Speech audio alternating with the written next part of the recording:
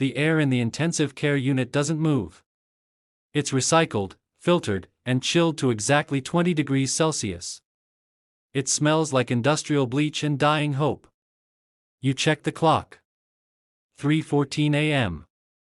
You've been a registered nurse for 12 years. You've seen it all, the miracle recoveries, the quiet passings, and the messy, screaming tragedies. But tonight is different. Tonight, you aren't looking at vitals. You're looking at a secret. In room 412 lies Mr. Sterling. To the city, he's a philanthropist. To the hospital board, he's a VIP donor. To you, he's a man who just confessed, in a morphine-induced haze, to hit-and-run charges that killed a teenager 3 years ago. You aren't supposed to listen to the ramblings of the sedated. You're supposed to add just the 4 drip and move to the next chart. But your bank account is overdrawn. Your landlord just sent a final eviction notice. And Mr. Sterling? He has millions. You reach into your pocket and touch your phone. The voice memo is already saved. One press of a button. One whispered conversation. This is the moment your life splits in two. You don't go to the police. You wait. 2 days later, Mr. Sterling is awake, alert, and ready for discharge. You walk into his private suite. You don't bring medicine. You bring a printed transcript. You lay it on his tray table, right next to his organic kale juice. He reads it. The color drains from his face, turning the same shade as the hospital sheets. He looks at you, expecting a monster. Instead, he sees a tired nurse in wrinkled scrubs. "I need $50,000, you say. Your voice doesn't shake. By tomorrow." Or the local news gets the audio. He doesn't fight. He doesn't call security. He knows that in this building, the nurses are the ones with the keys to the kingdom.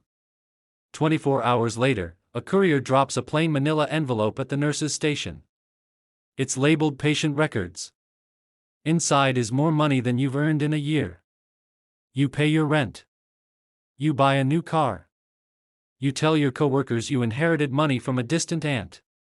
They believe you because they want to believe it's possible to escape this grind. But you haven't escaped. You've just found a new specialty. The hospital is a machine, and you've learned how to read the gears. You start looking for the vulnerables. The politician in for exhaustion who is actually detoxing from a heavy cocaine habit. The CEO receiving a discreet treatment for an STD he didn't tell his wife about.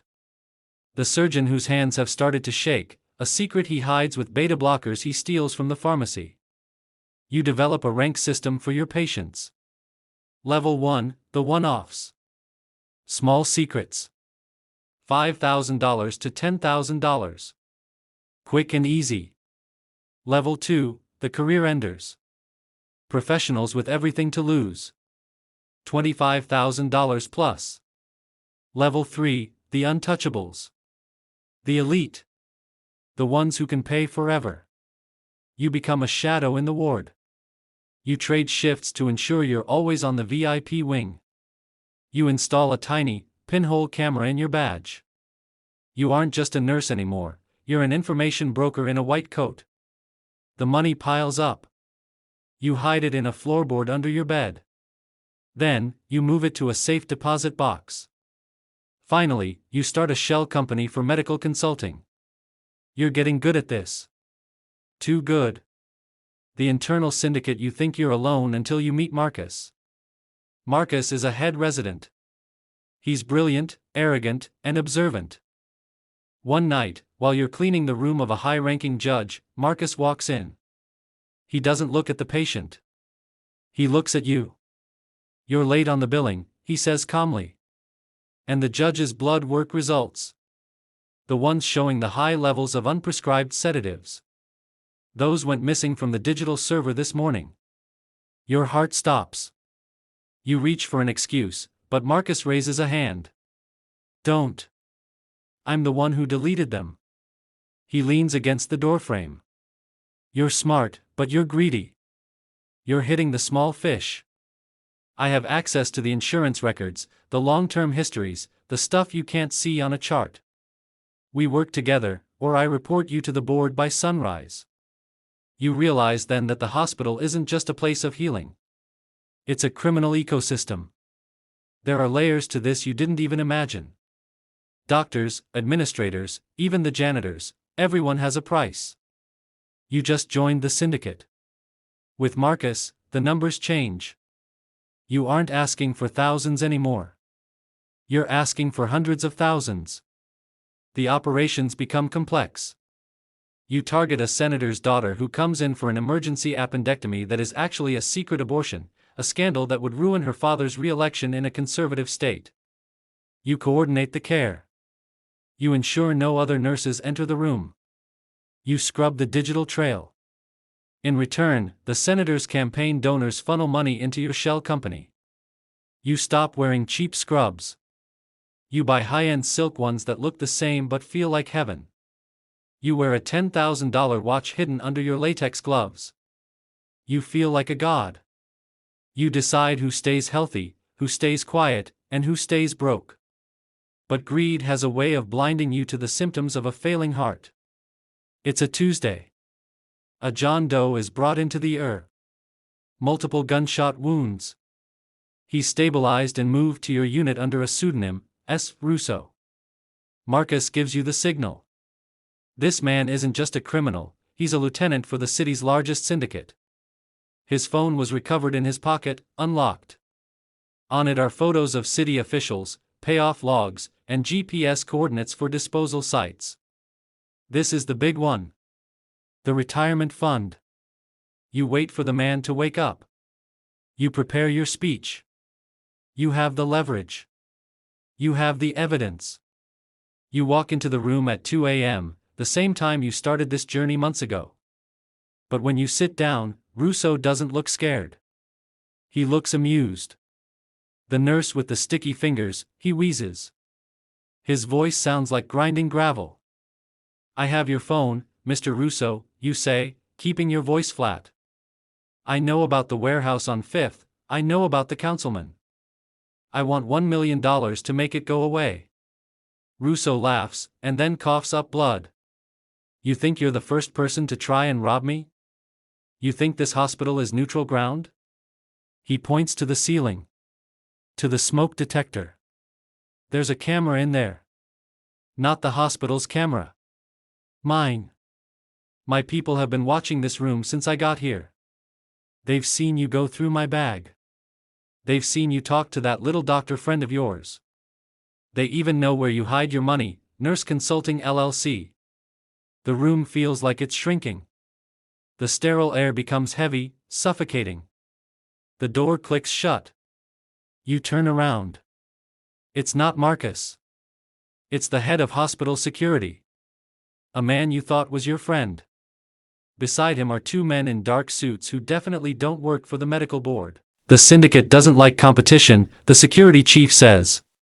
He looks disappointed. Especially from the staff. We had a good thing going here. We keep the VIPs happy, they keep us funded. Then you start shaking them down and making them nervous. You realize the truth. You weren't a genius. You weren't a ghost. You were just a nuisance that they allowed to exist until you got too loud. Marcus didn't find you. He was sent to monitor you. What happens now? You ask. Your hands are shaking so hard you have to hide them in your pockets. Russo smiles from the bed. Now, you work for me. For free. I need a medical professional who is off the books. Someone who can't go to the police because their own hands are as dirty as mine. The security chief steps forward. He hands you a new ID badge. It looks exactly like your old one, but the chip inside gives you access to a floor that doesn't exist on the elevator map. The sub-basement. You're a great nurse, the chief says, patting your shoulder. And now, you're going to be a very busy one. We have a lot of patients who need quiet care. You are driven home that night in a black SUV. They show you a photo of your daughter at her school. They show you the GPS location of your hidden safe deposit box. They take the money. All of it. Every cent you traded your soul for. The next morning, you put on your scrubs. You pin on your badge. You walk into the hospital through the front door, just like every other hero in white. You smile at the receptionist. You grab a coffee. But you don't go to the ICU. You go to the service elevator. You swipe your card. You descend. Down here, there are no windows. There is no organic kale juice or VIP donors. There are just men with bullet wounds and women with secrets, all tied to the same man you tried to blackmail. You realize that in the world of power, there is a rank system you missed. There are the sheep, there are the wolves, and then there are the people who own the field. You thought you were a wolf. You were just a sheep who learned how to growl. You check the clock. 7 a.m. Your shift has just begun. And in this hospital, the shift never ends.